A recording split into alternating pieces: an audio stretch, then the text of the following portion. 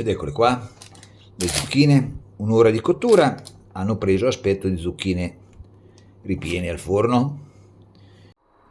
La cucina quotidiana, salve.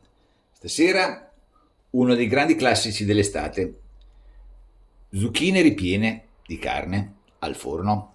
Ingredienti: zucchine appena raccolti, carne di manzo e salsiccia, un ovetto del pane raffermo che ho già messo a bagno con il latte intero, aglio, prezzemolo, della mentuccia romana o nipitella, olio, sale e pepe, del formaggio grana e un niente di pecorino romano. Le zucchine che ho sono piuttosto grosse, allora farò così: le prendo, le taglio, le svuoto e le cuocio un pochino al vapore, intanto si ammorbidiscono, poi la cottura al forno sarà molto più semplice, altrimenti così grandi non si cuocerebbero bene. Svuotiamo, spunto la zucchina, la taglio anche a metà, perché io ho l'idea che quelle corte sono più buone di quelle lunghe, soprattutto perché poi quel pezzettino di carne di ripieno che rimane in cima in fondo diventa un pochino croccante e golosissimo, e quindi le faccio corte. Svuotiamo con l'attrezzo delle zucchine, io poi ci ripasso più volte, le svuoto il più possibile, perché le zucchine sono buone come contenitore, però se c'è troppa zucca e poco ripieno non sono mica tanto buone. Ed ecco l'ultimo pezzettino, guardate le gocce che fanno le zucchine fresche, non so se riesco a farvele vedere, però fanno tutte queste gocce ed è segno di grande freschezza. D'altronde anche qua, d'altronde l'ho raccolte 10 minuti fa nell'orto e quindi più fresche di così non si può. La polpa, volendo, si può anche adoperare, si cuoce, magari sempre a vapore oppure lessa, ci si può fare una base per la pasta. Zucchine pronte, l'acqua bolle, metto dentro il cestello, pochi minuti, le faccio solo ammorbidire. Mentre le zucchine si cuociono, faccio un battuto di prezzemolo, aglio e ci metto qualche foglia di mentuccia. Non sono mai messa, è solo una prova. Mentuccia romana o nepitella, però con le zucchine ci sta bene. Adesso proviamo nel ripieno e facciamo un battuto sottile sottile. L'aglio ne metto un intero, è freschissimo anche questo, l'ho raccolto adesso dall'orto, ancora è sporco, si deve asciugare, e quindi fresco e meno forte dell'aglio maturo asciugato, e quindi se ne metto un intero anche se la carne è poca. Dentro le erbe nella carne, una bella strizzatina al pane, troviamo un colino,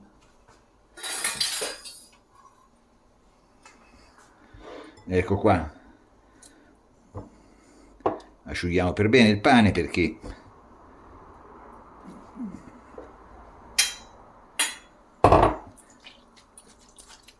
se non strizziamo bene diventa tutto troppo morbido. Così.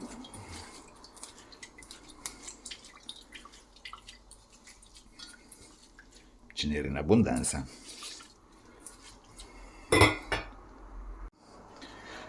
Un uovo lo sbatto a parte perché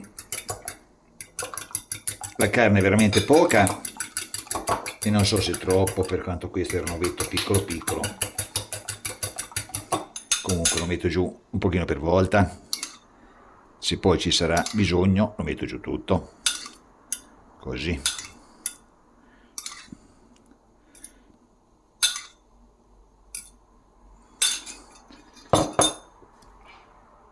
ho tirato fuori già le zucchine, sono leggermente morbidite, le ho passate sotto l'acqua corrente per farle raffreddare. Formaggio, un pochino di pecorino romano, che ci dà sempre quel gusto frizzante, e il parmigiano reggiano, così.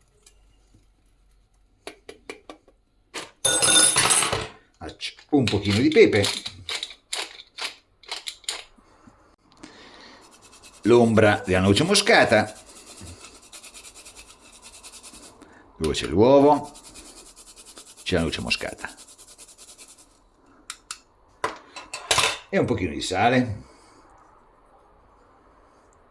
poco perché c'è già il pecorino, il parmigiano, un goccino di olio e naturalmente per finire un pochino di buccia di limone grattugiata, come si fa con tutti i ripieni. Limone grattugiato nel ripieno sta benissimo. E adesso impastiamo tutto. Eccoci qua, ho fatto un impasto abbastanza omogeneo. Dovrebbe stare a riposare un pochino in frigo, qualche ora, farebbe molto bene, ma non abbiamo tempo. E adesso cominciamo a riempire le zucchine,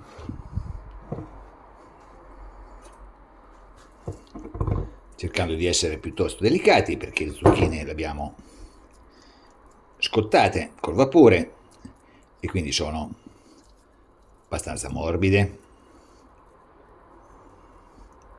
Eccola qua, riempiamo per bene e mettiamo via e passiamo avanti. Ed abbiamo finito. L'ultima non si è riempita proprio bene, ma non fa niente. E adesso prepariamo per cuocere il forno.